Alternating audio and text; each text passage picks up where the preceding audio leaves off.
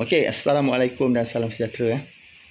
Okey, ni adalah produk yang Cik Nelayan yang saya selalu guna untuk chainsaw, minyak tuti untuk two stroke. Biasa Cik Nelayan guna untuk boat sekali. Untuk boat memang akan guna yang ni lah. Yang ni dia tak mahal mana, dia tak murah mana. Dia kira pekat jugalah. Sesuai untuk outboard, untuk chainsaw dan yang jenis two stroke punya. Memang sangat sesuai. Murah pun murah, tak mahal tak murah. Yang ni sedang-sedang. Memang baguslah dibandingkan dengan yang brand yang lagi murah tu. Yang tu dia sebenarnya tak berapa cantik. Yang ni dia kira okey lagi. Dia nama Ogawa. Okey.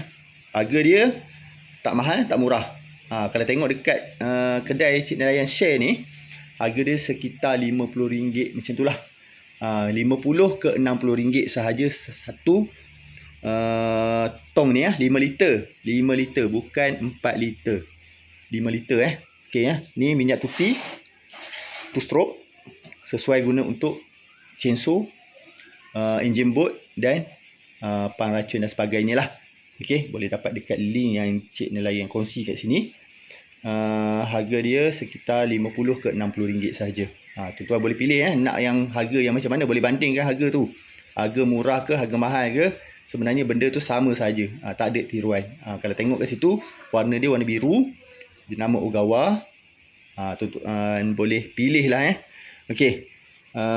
Dan satu lagi Cik Nelayan nak kongsikan. Yang ini 5 liter 5 liter bukan 4 liter. Banyakkan yang brand yang jual tu, yang ada yang tong kelabu tu dia 4 liter tapi harga dia mahal sikit lah.